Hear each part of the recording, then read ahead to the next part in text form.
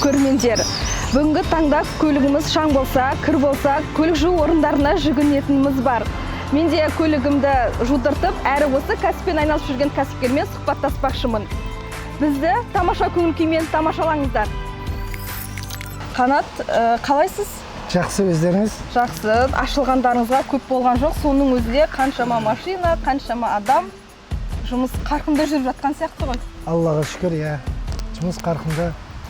Бұл жерде жұмыста качество. Бізде ең бірінші сапаға қараймыз. Әр көлікті жеке-жеке тексеріп, дұрыс емес жерін қайтадан түрлеуге тырысамыз. Осы бизнеске дейін басқа бизнеспен айналыстыңыз ба? Әлде бұл сіздің бір алғашқы ұзақ уақыт дайындалып келген бизнесіңіз ба? Бұған дейін менде болды.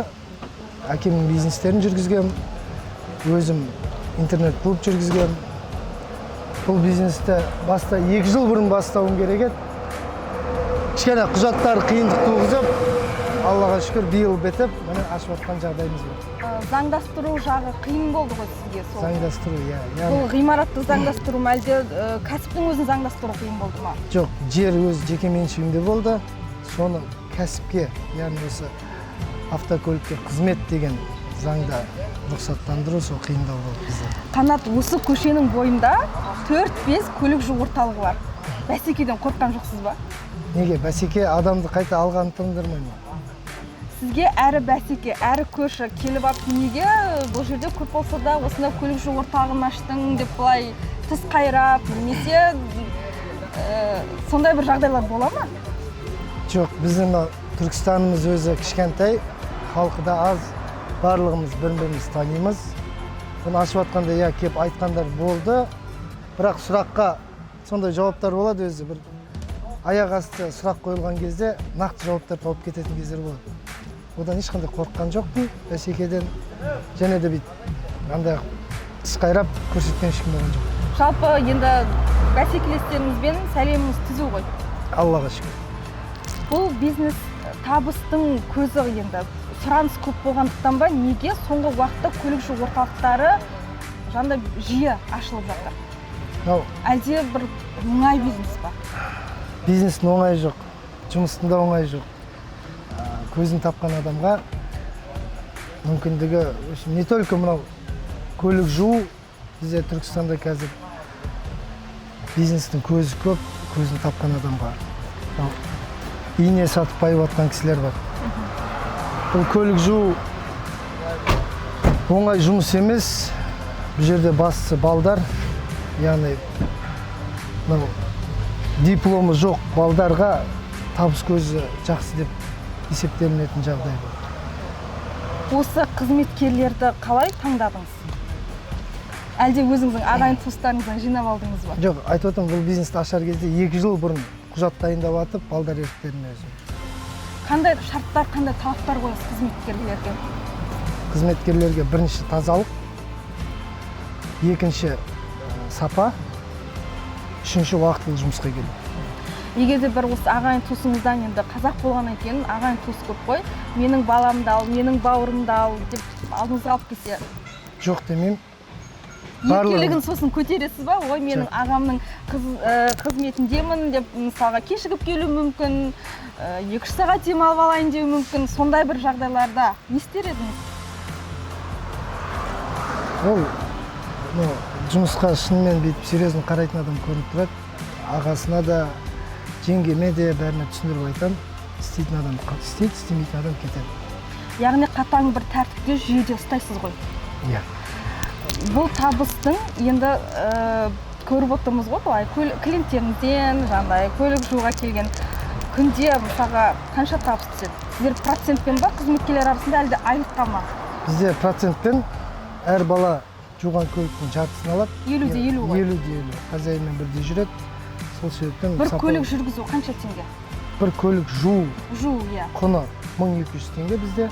Сіздерде арзан сияқты ғой? Басқаларына қарағанда. Арзан болғанда, арзан қаланың сұранысы сондай, сонымен бірдей жүреміз. Сіздерде тек қана жеңіл көлік жуасыздар ма, әлде жүк көліктерін, автобустар 50 адамдық жуа бересіздер ма? Бізде тек жеңіл көлік, басқа жүк көлігіне.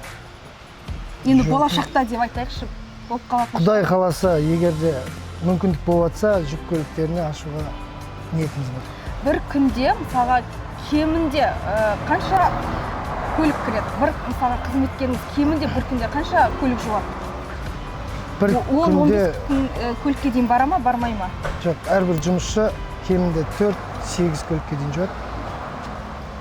Әр жұмысшының айлығы кемінде күндегі 2,5 мен 6 мың көлемінде табыс табады бұл жігіттер. Енді қарап отырмын, мұздай су. Оны жасыратын ештеңесі жоқ. Таңның атысы, кештің батысы. Денсаулыққа да зияны бар шығар. Өйткені қазір жас көтереді. Ертеңгі күні қалай болады? Бұл жерде былай, мынау жалпы автокөлік жуу аппараттары мұздай сумен ғана іске қосылады. Өкінішке орай, жылы сумен ешқандай жұмыс жасамайды. Енді денсаулыққа қарағанда балдардың, мен шынымды айтсам қазір 15 күн енді болды бастағаныма. Бірақ жалпы балдардың денсаулығынан өзім көп көңіл бөлемін. Қараймын, түріне қараймын, басқа қыламын, дәрі-дәрмегін әперуге тырысамын, ыстық тамақ ішкізуге тырысамын. Бізде жаңағы Ауырып мазасы болмай тұрса, онда жұмыстан жаңа сұран алады ғой. Әрине. Бұл құрылғыларды қайдан алдыңыздар? Бұл құрылғылар Шымкент қаласынан алып келдік. Қанша теңге тұрады? Миллион тұрмайтын шығар енді. Әлде сол бағаға дейін барады ма? Барады. Бұл құрылғының біреуі 650 мың теңге тұрады, нақты бағасы. Сізде қазір қанша? Менде екі құрылғы бар. Жоғары давление ұратын екі құрылғы, және де бір құрылғы, яғни химикация. Қандай жағдайда бұзылады? Әлде мысалға 4-5 жыл үздіксіз қызмет ете береді ма? Жоқ, техника болғаннан кейін техника бұзылады, бұзылмайтын техника жоқ. Күтіммен қарасаңыз ұзақ қызмет етеді сізге. Осы бизнесті бастар алдында енді 2 жылдық жатсыз, 2 жылда бір қаржы жинаған шығарсыз. Өйткені кез келген бизнеске ақша құю керек. Әсіресе сіздікіндей көлік жуу бизнестарына. Кемі қанша теңгемен бастадыңыз осы бизнесті?